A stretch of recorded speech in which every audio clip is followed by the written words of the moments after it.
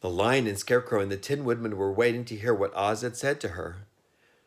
"There is no hope for me," she said sadly, "for Oz will not send me home until I have killed the Wicked Witch of the West, and that I can never do." Her friends were sorry, but could do nothing to help her, so she went to her own room and lay down on the bed and cried herself to sleep. The next morning, the soldier with the green whiskers came to the Scarecrow and said, "Come with me, for Oz has sent for you." So the Scarecrow followed him and was admitted to the great throne room, where he saw sitting in the emerald throne a most lovely lady. She was dressed in green silk gauze and wore upon her flowing green locks and a crown of jewels. Growing from her shoulders were wings gorgeous in color, and so light they fluttered as if the slightest breath of air could reach them. When the Scarecrow had bowed as prettily as his straw stuffing would let him, before this beautiful creature, she looked upon him and sweetly said, "I am Oz, the great and terrible. Who are you, and why do you seek me?" Now the Scarecrow, who had expected to see the great head Dorothy had told him of, was much astonished, but he answered her bravely, "I am only a scarecrow stuffed with straw. Therefore I have no brains, and come to you praying that you would put brains in my head instead of straw, so that I may become as a man, as much as any other in your dominions." "Why should I do this for you?" asked the lady. "Because you are wise and powerful, and no one else can help me," answered the Scarecrow. "I never grant favors without some return," said Oz, "but this much I will promise. If you will kill for me the Wicked Witch of the West, I will bestow upon you a great many brains, and such good brains that you will be the wisest man in all the land of Oz." "I thought you asked Dorothy to kill the witch," said the Scarecrow in surprise. "So I did. I don't care who kills her, but until she is dead, I will not grant your wish. Now go, and do not seek me again until you have earned the brains you so greatly desire." There she is.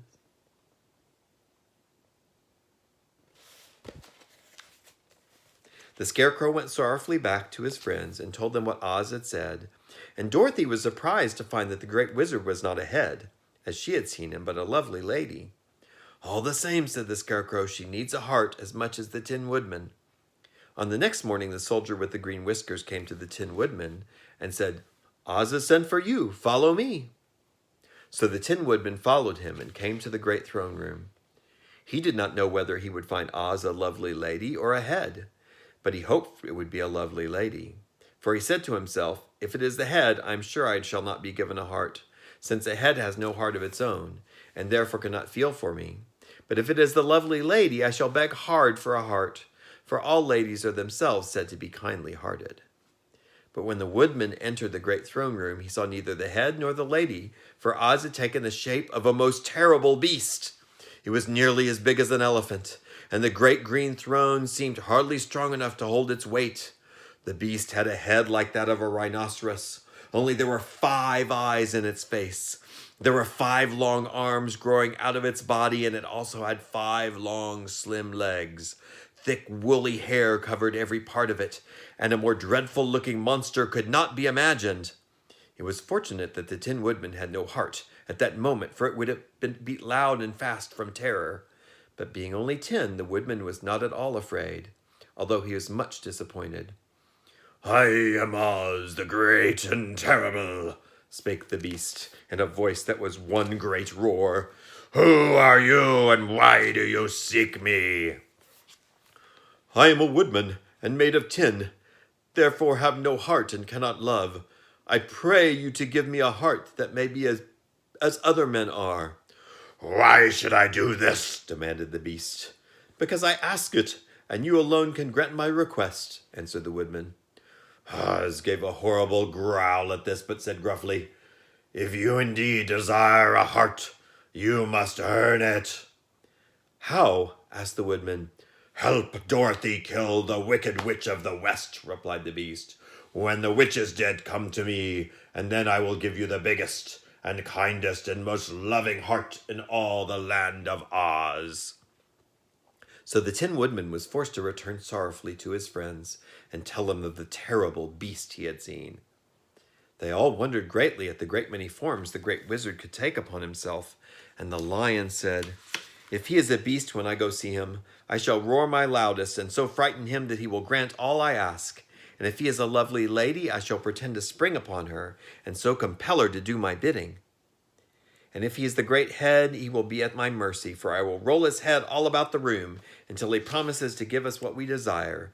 So be of good cheer, my friends, all will yet be well."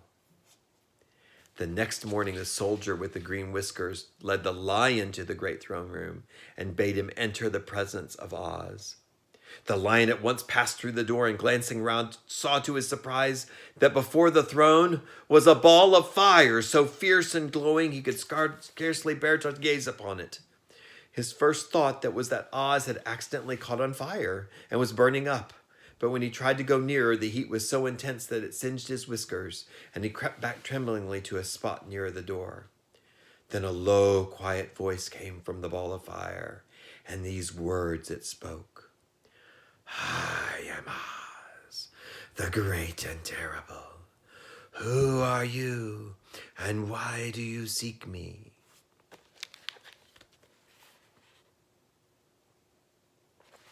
And the lion answered, "I am a cowardly lion, afraid of everything.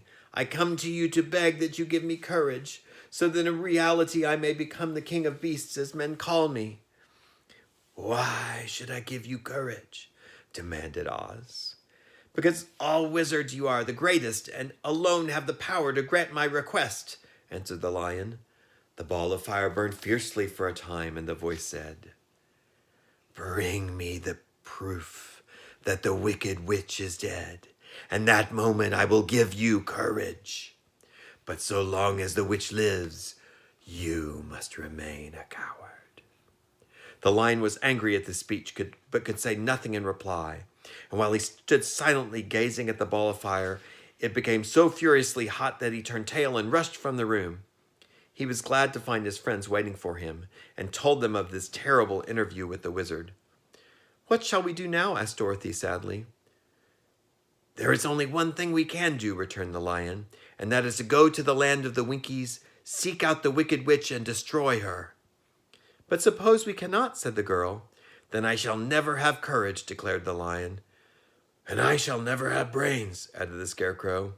"And I shall never have a heart," spoke the Tin Woodman. "And I shall never see Aunt Em and Uncle Henry," said Dorothy, beginning to cry. "Be careful," cried the green girl. "The tears will fall on your green silk gown and spot it." So Dorothy dried her eyes and said, "I suppose we must try it, but I am sure I do not want to kill anybody, even to see Aunt Em again." "I will go with you, but I'm too much of a coward to kill the witch," said the lion. "I will go too," declared the Scarecrow, "but I shall not be much help to you, for I am such a fool."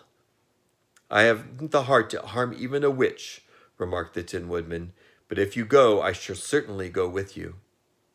Therefore it was decided to start upon their journey the next morning, and the woodman sharpened his axe on a green grindstone and had all his joints properly oiled.